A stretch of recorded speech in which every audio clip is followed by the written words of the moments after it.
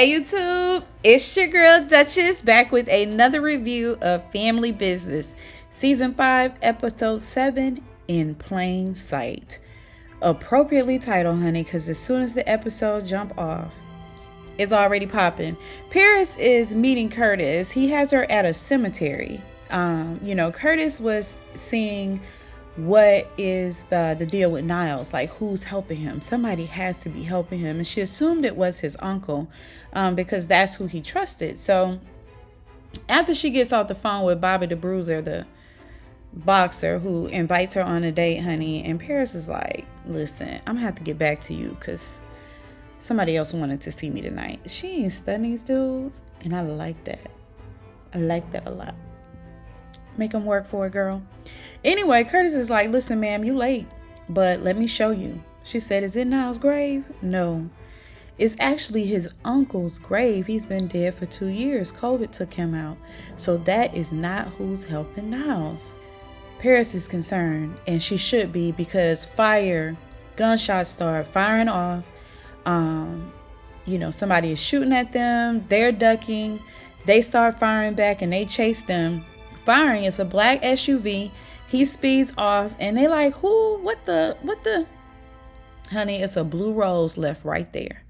He's like, Carlos is like, this dude tried to kill us? She said, if he wanted us dead at this range, we will already be dead. This is my mess. I'm going to handle it. Don't tell my dad. He's always dealing with my stuff. I'm going to have to go see a friend, because if I'm going to beat this guy, I got to think like him. So Shady Sheriff, Casey and LC are meeting for breakfast, and he's trying to handle LC. Like, I know you killed that man. You can't go around killing people. Like, these people are not crazy. Did you forget who we dealing with? We got a senator on the table. Listen, I joined your table because this was supposed to be a retirement plan. You can't keep running off doing all this stuff, LC. Like, what the fuck is your problem? I'm scared. Ooh, shaking in his boots. LC is cool. Like, listen, it comes with the territory. I got a plan. I can't tell you what the plan is right now. I just need you to trust me. Now, if you don't mind, I'm going to keep it moving. Sheriff don't know what to do with LC, but he don't have a choice but to keep covering for him and doing his best. But child, he's scared. He could be next. So Orlando is getting on a plane with his son, headed back to his family. Antonio and his lady is meeting with Donna, making sure she is good to go with doing what she needs to do about Ruby. And Donna is doing her best to reassure them that, yeah, she's going to do what she signed up to do. She's ready to prove her, her bones. Just then, Ruby calls Antonio. She knows where Vinny is. He's dead. She did it. And he was a controlling SOB. So don't you just cut to the chase. Let us cut to the chase.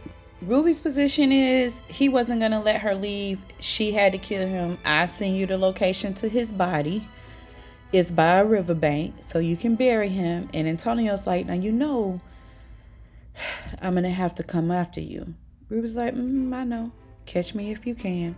Click. I like Ruby's style, and I like her plan, because Orlando gets to take his son home to his family and be where he belongs.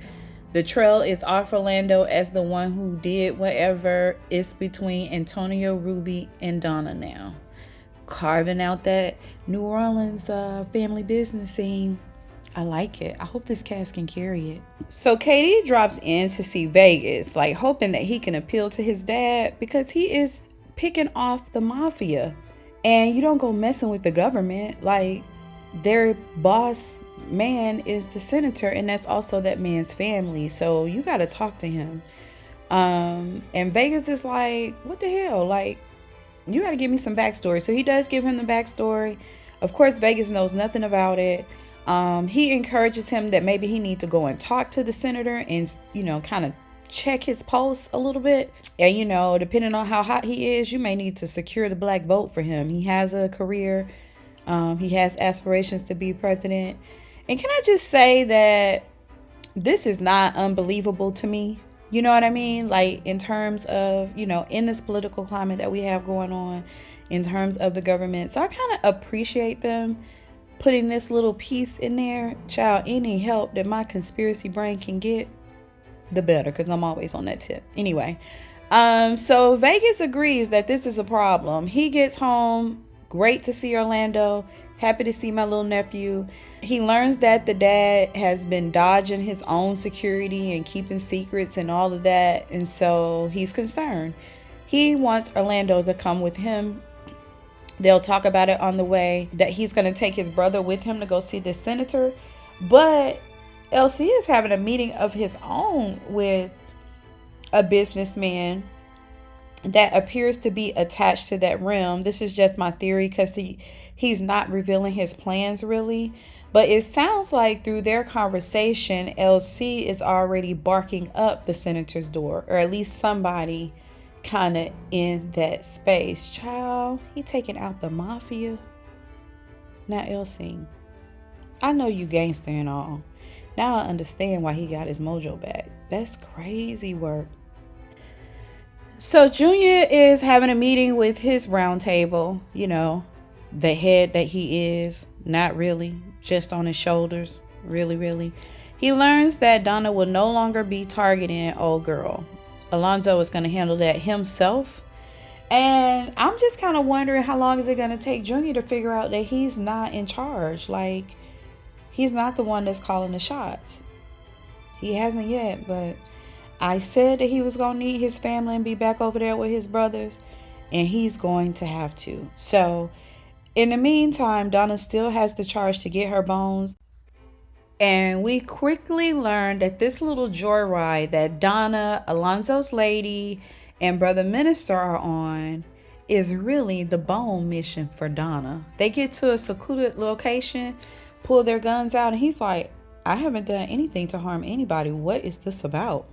Donna said, you're the traitor. So they rewind back to the meeting, where it was getting a little heated for Donna, in terms of them changing who her mark is.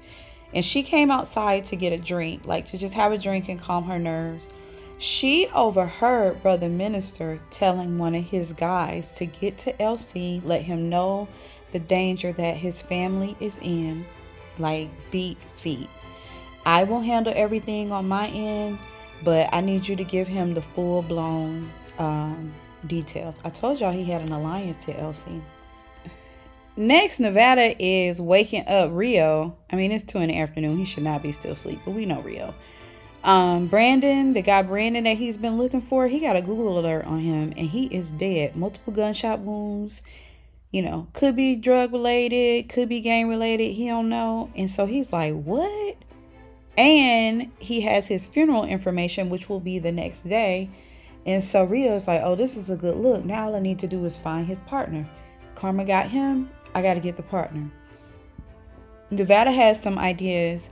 He need Rio to get himself together, because he has a plan.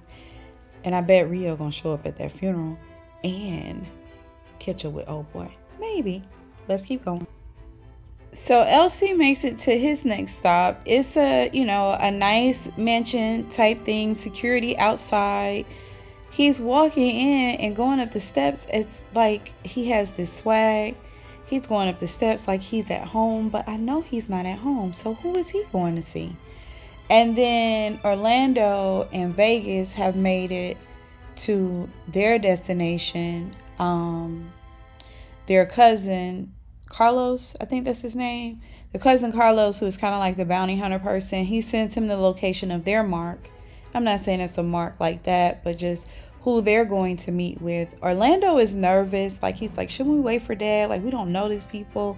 Vegas is like, look, we don't have no choice. This is dire. My gut never fails me, and this is what we need to do. They pull up. It's an empty warehouse, like parking lot, but there is a luxury vehicle parked there, so this has to be the spot. They pull out their guns and they're getting out the car. So back at the house, Chippy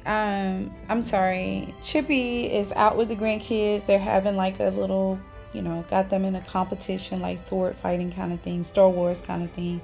Having a great time. She gets a text from LC, like, come upstairs to the bathroom. It's an emergency. So that was his house that he came into. Child, LC is moving so secretive. I don't know what's going on. Anyway, Chippy goes upstairs. She gets there. She's kind of in a panic. LC is having a bubble bath.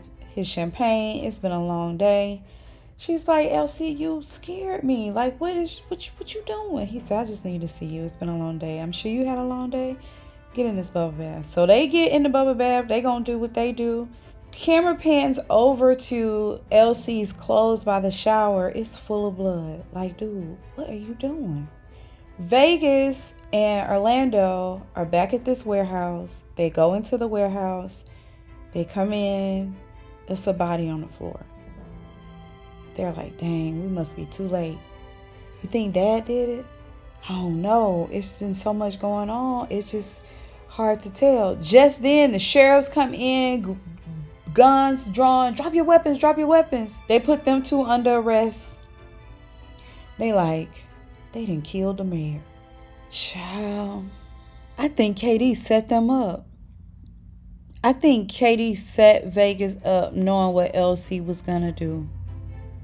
And LC, if Vegas had just listened to Orlando, they wouldn't have even been anywhere near there. Now, LC has a bigger problem because his boys are jammed up. Y'all, what's going to happen? That's the end of this episode. Family business. Ooh, child. I'm caught up, y'all. Thanks so much for listening. It's getting good. It's getting good. It's getting good. It's your girl, Duchess. And I appreciate you guys so much. And I'm out.